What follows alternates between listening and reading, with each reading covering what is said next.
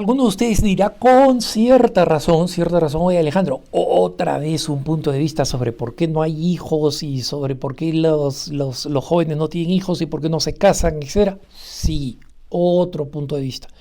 ¿Y por qué? Porque primero es un tema importantísimo de supervivencia para la humanidad. Eso es lo que tenemos que entender. En el comienzo de la creación, Dios dijo creced y multiplicaos. Y recuerden ustedes que eso lo dijo antes de que Adán y Eva pecaran. Entonces, la procreación no es un castigo de Dios, no fue después del pecado, fue antes. En lo que los teólogos llaman, pues, en el periodo prelapsario, antes de la caída. Entonces, estaba en el plan hermoso, bueno, pre-pecado de Dios. Entonces, esa es una de las razones de ser seres humanos. Y a esta importancia se suma también la importancia práctica de lo que está en juego para el destino de la humanidad. O sea, imagínense si es que nosotros llegamos a la situación extrema donde ya no hay hijos. ¿Cómo creen que van a envejecer esas personas que hoy en día ya están envejeciendo y que requieren una tremenda y merecen una tremenda atención? ¿Cómo no vamos a convertirnos en una sociedad que va a terminar matando a los viejos porque no va a haber quien los cuide? Porque todos se están volviendo viejos porque no hay hijos, ¿no? Entonces, insisto en esto. Y hace poco, en un punto de vista reciente, yo abordé el tema de la importancia que se le daba a la necesidad de cambiar la forma de pensar de los jóvenes. Y uno de los estudios más interesantes es un estudio que se acaba de realizar en la autodenominada Iglesia de los Santos de los Últimos Días. Muchos de ustedes no están familiarizados con ese nombre, sino con el otro nombre con el que se les conoce más, que son los mormones. Y los mormones ya hace algunos años decidieron que eso no debería ser su nombre oficial, pero como su nombre oficial, ¿no?, la Iglesia de los Santos de los Últimos Días, es demasiado largo, la gente le sigue llamando mormones. Yo voy a tratar de editar el nombre al máximo por respeto a alguien que no le gusta que le llamen así, ¿no? A mí, cuando pido que me llamen, que me digan católico, prefiero que me digan católico a que, pues, como los protestantes anticatólicos me digan, pues, papista, romanista, ¿no? Cualquiera de esos términos. Entonces, trato digamos, de respetar como pido respeto. Pero esta comunidad, ¿por qué es importante esta investigación que se hizo sobre esta comunidad? Es importante porque es la comunidad en Estados Unidos, ¿no? Como ustedes saben, son prácticamente los dueños, si quieren ustedes, del estado de Utah en Estados Unidos. Y también tienen una presencia muy importante en el estado de Nevada, donde está Las Vegas, el famoso, pues, sitio de apuestas, etc. Y tienen una presencia muy importante en parte del estado de Arizona y también en todo el estado de Idaho. Y este grupo en Estados Unidos es el único, el de los santos de los últimos días, es el único que supera en tasa de natalidad a los católicos. Y la tasa de natalidad de los católicos ha bajado mucho en Estados Unidos, especialmente de los que se dicen católicos, porque la tasa de natalidad sigue siendo alta entre los católicos que van a misa habitualmente y practican la fe. Son, digamos, el último reducto de natalidad en los Estados Unidos. Pero hasta hace muy poco eran los mormones. Y recientemente también ellos comenzaron a experimentar una caída y comenzaron a preguntarse qué pasa, porque no es que estemos perdiendo muchos fieles que dejan de practicar, ¿no? Ellos todavía tienen un sistema donde una buena cantidad de jóvenes pasan, pues, por todo el proceso, ¿no? Y el proceso entre ellos es un proceso más o menos complicado, pero muy preparado para que exista la perseverancia, para que exista un clima de cierta protección, digamos, de cierta relación comunitaria estricta, ¿no? Entonces pasan por el escultismo, ¿no? Por una forma de scouts. Rompieron con los scouts después de que los scouts aceptaron la ideología de género en Estados Unidos, pero tienen mucho de esa formación de jóvenes con la naturaleza. después participan más en las actividades de la iglesia y luego ofrecen 1 o 2 años de misioneros alrededor del mundo. Entonces, esta experiencia misionera, según sus propias autoridades, no es que produzca muchos conversos, muchos nuevos miembros, ¿no?, de su iglesia, sino que, sin embargo, es un momento de muchísima afirmación y consolidación en sus propias creencias de los jóvenes, ¿no? Porque, como saben, los jóvenes evangelizadores,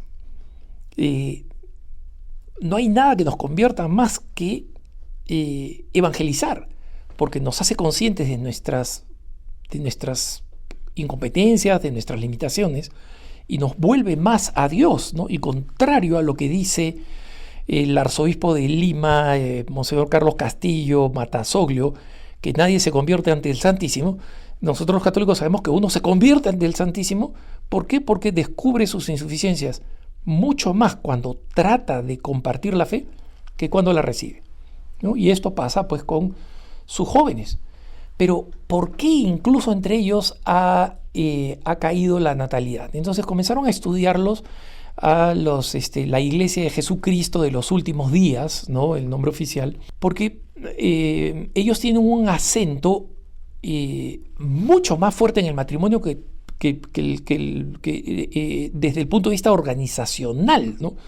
Porque recuerden ustedes que una de las creencias de ellos es que, digamos, propagadas por Joseph Smith, es que en el cielo están las almas esperando cuerpos. Eso es algo que los católicos no creemos, ¿no?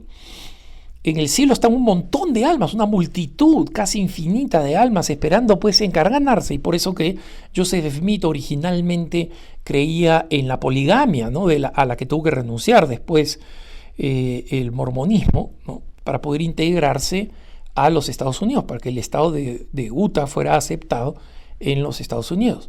Pero le ponen este acento al matrimonio. Es muy importante casarse y comenzar a tener hijos muy temprano. Entonces, uno de los estudiantes de la Escuela de Vida Familiar de la Universidad de Brigham Young, ¿no?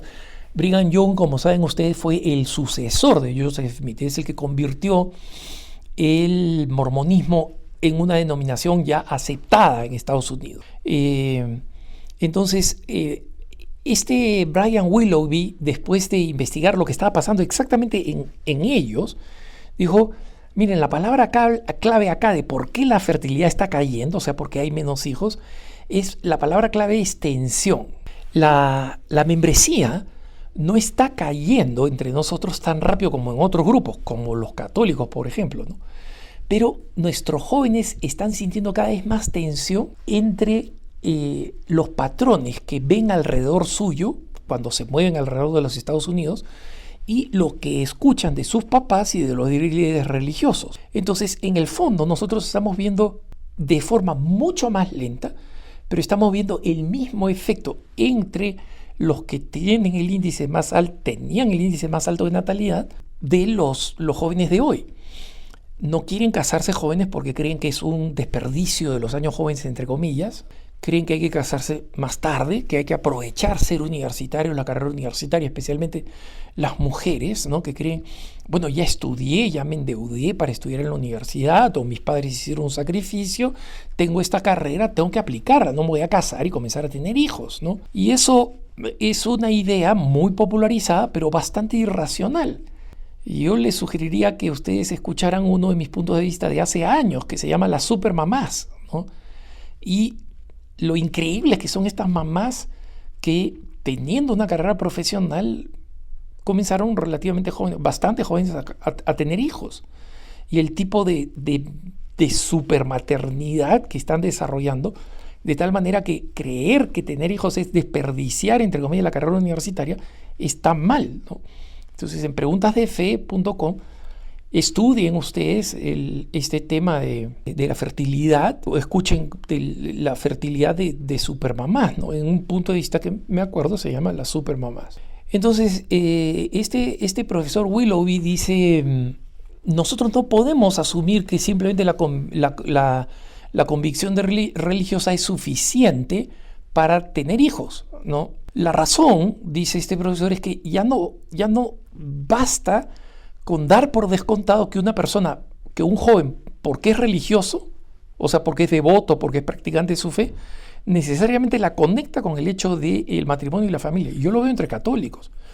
Veo católicos que son extremadamente devotos, comprometidos, generosos con su tiempo, pero que posponen el matrimonio, que además ya han discernido, ya saben que su vocación no es al sacerdocio, no es a la vida religiosa, pero no piensan, piensan que tienen que seguir como su carrera y que invertir en el matrimonio, es decir, en encontrar a alguien que Dios les está enviando, no es como seguir la vida religiosa donde uno tiene que entrar al seminario, y sí es, ¿no?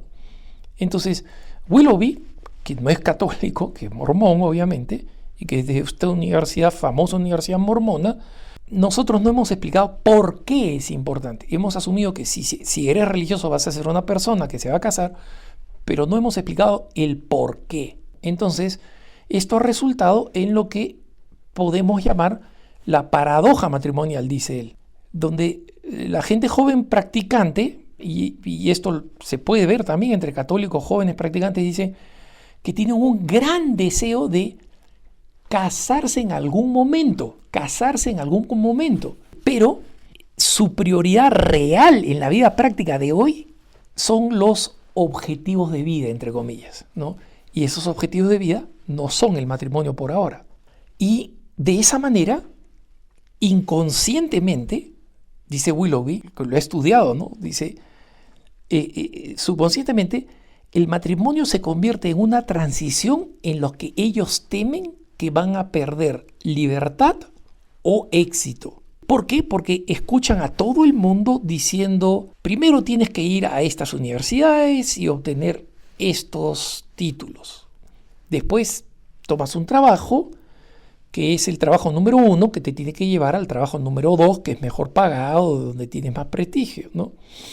Y no permitas que nada se ponga en este camino, ¿no? Entonces, esto se vuelve subconscientemente, a veces conscientemente, pero él dice usualmente subconscientemente, en mi meta. Primero tengo que tener este éxito, tengo este trabajo, tengo estas oportunidades de trabajo, me van a nombrar en un puesto en el extranjero, me van a subir el sueldo, me van a nombrar administrador, me van a nombrar vicepresidente, ¿no? Entonces, en la práctica, dice Willoughby, en la práctica, una relación seria, o sea, buscar a alguien que va a poder ser mi esposo o mi esposa, se convierte en una distracción, entre comillas. Entonces, Willoughby dice, mira, aunque el matrimonio no está desapareciendo entre nosotros, lo que sí está sucediendo es que la población de adultos jóvenes que escogen casarse jóvenes se está reduciendo dramáticamente. Entonces sí, al final muchos terminan casándose, pero ya no al comienzo de los 20 como lo hacían antes, sino ahora al comienzo de los 30, y normalmente eso significa que el periodo de fecundidad se corta dramáticamente. Entonces, él dice, en un estudio que yo publiqué el 2020, es que hay varias razones por la cual esta paradoja, ¿no? la paradoja matrimonial, lo que llama la paradoja matrimonial, se reveló en cómo influye en los millennials que están casados. Los millennials que se casaron, digamos que corrieron el riesgo, entre comillas, primero reportan un nivel mucho más alto de satisfacción y estabilidad que aquellos que están viviendo en otras formas de relaciones, entre comillas, ¿no? O sea, en segundo lugar, muestran niveles significativamente más bajos de depresión y con hábitos de ejercicios y de salud y alimentación más altos que los que no están casados. Y en tercer lugar, tienen un mejor acceso a la salud, a los seguros y a los beneficios de retiro. Esto ya lo he dicho en otros puntos de vista, donde estudios económicos demuestran de que el mito de que el soltero juntando dinero, especialmente la soltera juntando dinero, es más exitosa que la casada, es mentira. Hay mucho más seguridad en estar casado que en estar soltero, económicamente. Pero uno de los grandes desafíos es hacerle comprender a los jóvenes que el matrimonio es un hermosísimo proyecto de vida. Y porque es un hermoso proyecto de vida, no hay ninguna razón para postergarlo como si fuera bueno, pero en el fondo no bueno para mí ahora. Que tengas un buen día.